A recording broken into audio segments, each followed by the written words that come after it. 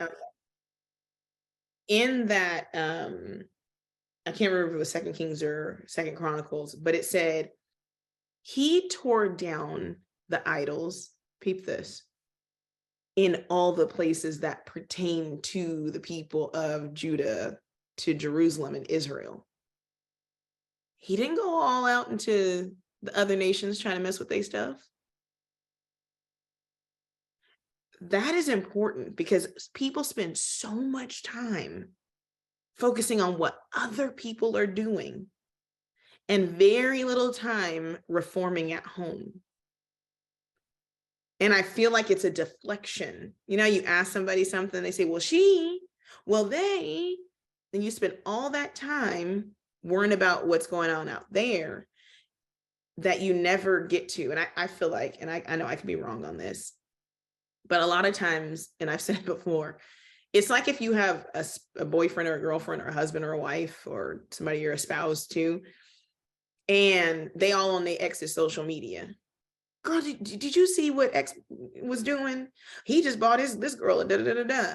She over here and she did it. You like, if it was me, right, and it was my significant other, I'd be like, do you want to be with him? Why are you worrying about what they doing? Why is your heart still there? And even if it was vile and they did you wrong and you don't want to, you kind of inside, you have to feel away, right? Why do I say that?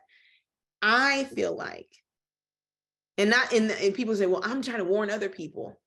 They'll find out. If you got an ex, right, and he was a narcissist or he was X, Y, and Z, you don't have to make a blog page about him. You don't have to run him through the ringer. Guess what? Because if he is that way, and it's true, he's going to be that way to the next person, and to the next person, to the next person, to the next person, to the next person. A word to the wise is sufficient. And the scripture also says, let him who is filthy stay filthy still. Because we spend all that time doing that and less time cultivating the people that really want Yah and that really love Yah. We want to get them because we're concerned about our family out here, but there's people who really just want to be like, teach me how to study. I love the word. Teach me the word. Don't teach me a bunch of topical things. Like, I really want to be able to learn and grow, as a better daughter and son of Abba Yah. And I don't want to keep being triggered by my past experiences. But you realize that, like, oh, like, your heart is still there, not necessarily there to want to do it, but your heart is still there. And you need to readjust where your heart is. You need to readjust it, because if it's not teaching and oh my gosh, next week, I told you I already started working on it. That's why I'm there, but I'll give you guys, since I'm not recording anymore, in Jeremiah 3, right? He literally, I am recording. She's like, you're not recording. I am recording. But in Jeremiah 3, Yah gives a list of qualification of a prophet and a preacher to the remnant. It's crazy. It says what kind of preacher they're supposed to be. And I'll give you the last two, and it won't ruin it. It won't weaken it. He says they should teach them knowledge and understanding. If the remnant's not being taught that, then it's of none effect. They shouldn't be taught national pride.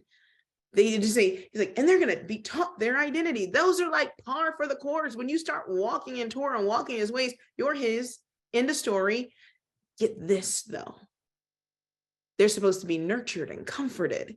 And so when you keep telling them about what they used to be and what they used to do, it goes against what Yah has told his preacher to preach, or his teacher to teach to the remnant. The remnant has a diet. And this current diet is only inciting pride, anger, and it's dangerous. It's dangerous because it's not going anywhere. The ways of this place are not going anywhere. This whole world has to be destroyed. It's never going to be fixed. Sorry to burst your bubble. Even after the millennial reign, he's going to destroy it and give a new heaven and a new earth. You're not fixing this. The land has been defiled. Your job is to become a righteous one in this land, not to make them righteous. They're going to literally, after the millennial reign, go back to their practices, just like the people went back to their pagan worship after the Reformation of Josiah. You can bet on it. It's in the text. So if that's the truth and we know the full picture, then you know that what Messiah said is right. First of all, the kingdom of Yah is within. You got to establish a kingdom mindset and a kingdom resolve, even if you're not even in the kingdom, because an ambassador for the kingdom operates like one from the kingdom, whether they're in the kingdom or not. You see those royals, when they go, they have royal protocol when they're in England and also when they're in America. So as Yah is set apart and is elect his royal priesthood, you have royal protocol in captivity or out of captivity, in Babylon or out of Babylon, in the kingdom or out of the kingdom. You have the same royal protocol, and that is Torah, period. So if the royals came to America and started partying like Americans, they would get in trouble with the royalty of England. So if the royals here, right, us, that start acting like the world, we're in trouble with where we come from. The Messiah said, I don't come from here. I ain't from here. Right? That's the mindset that we have to put on.